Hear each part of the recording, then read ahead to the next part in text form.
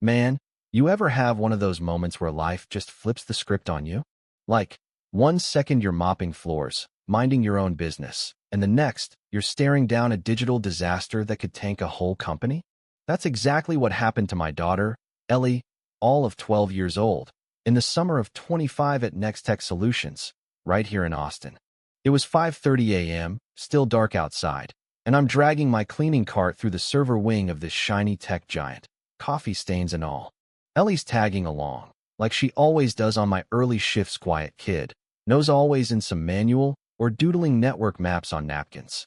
She's not into dolls or TikTok. She's wired for wires, you know? Anyway, we're in this cold, humming corridor when she freezes, staring at a monitor flashing red, code spilling across it like a bad omen. "Dad, that's no glitch," she says, her voice steady, way too calm for a kid holding a mop. "Someone's jacking the system." I laugh it off, kids, right? "Ellie, that's just the maintenance screen doing its thing."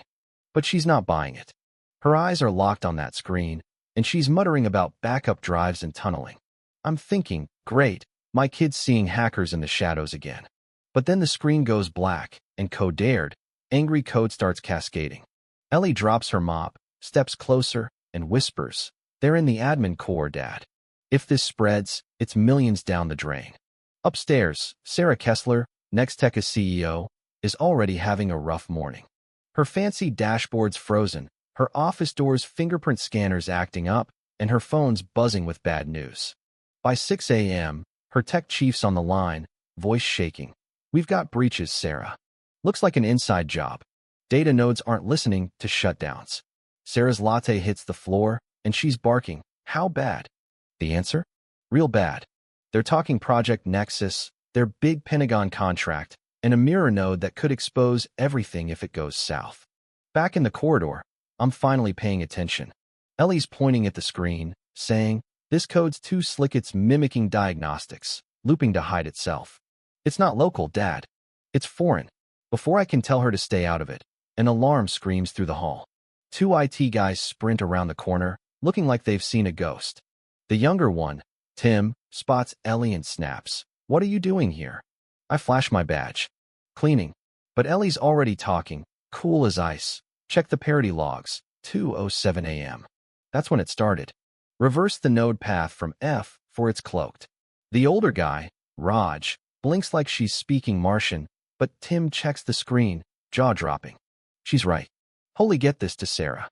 By 6:15, the server room's a war zone. Engineers, monitors, coffee cups everywhere. Ellie's off to the side, clutching a mop bucket like it's her anchor, while Sarah's staring at her like she's some kind of alien. "Who's this kid?" she asks. I mumble, "My daughter." Sarah's about to boot us out, but her lead engineer stops her. "She flagged it first, ma'am. Her trace could save us." Sarah gives Ellie 60 seconds to explain. My girl doesn't flinch. She points at the code and says, "You're locking the wrong door. They got in last night through a dummy patch file. I can find it." She pulls out a napkin covered in pencil scribbles, a map of the breach. Sarah's stunned, but she snaps, "Draw it again." On my glass wall. Ellie hesitates, looks at me, and asks, "Can Dad stay?"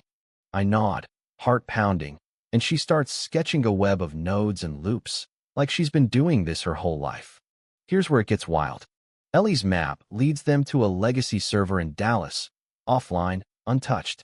The only clean system left. They pull it up, and Ellie's at a console, fingers flying, 3 engineers hovering like she's defusing a bomb. The room's dead quiet, screens flashing red, then boom green. Alarms stop. The breach is cut off. Cheers erupt, but Ellie just turns to me and says, "Can we go home now?" Sarah steps up, heels clicking. "Kid, you just saved us millions." Ellie shrugs. "I just didn't want the screen to lie." Fast forward a week, and Ellie's not just the cleaner's kid anymore. They've got her in the cybersecurity unit, a desk with her name on it, and I'm wearing a new badge, Senior Facility Supervisor. Sarah's got her under the wing of Julian Cruz, this tough-as-nails cyber guy who doesn't mess around. But then this ex-FBI dude, Marcus Reed, shows up, looking like he's walked out of a spy flick. He's digging into the breach, and Ellie's pointing out ghost nodes' hidden access points nobody else saw. Marcus is impressed, muttering, "Kid's got a trapdoor mind." Turns out, The attack wasn't just a hack. It was a takeover plot by Greg Holt, Nextech's own IT chief, a guy who's been here forever. He'd built a shadow company, funneling data to some shady outfit in Estonia, planning to tank Nextech and buy it cheap. The showdown? It's Ellie versus Greg's code. She finds his last Troppa self-evolving loop, ticking like a time bomb in an offline server pod. Marcus and Sarah are racing to an abandoned warehouse Greg used as a hub, but Ellie's the one who traps his code in a decoy sandbox she built on the fly. When Sarah calls in, voice crackling, "We got his router, but he's gone," Ellie just says, "He underestimated who was watching." That's my girl, cool, sharp, and a little savage. Now, picture this, a quiet ceremony in Nextech's atrium, sunlight pouring through the skylight. Sarah's at a podium, calling Ellie the kid who saw the smoke before the fire. Ellie steps up, nervous, and says, "My mom always said the world doesn't ask if you're ready, it just throws the moment at you. I just asked a question." That was enough. The room roars, and I'm standing there, mop still in hand, trying not to cry. But here's the kicker.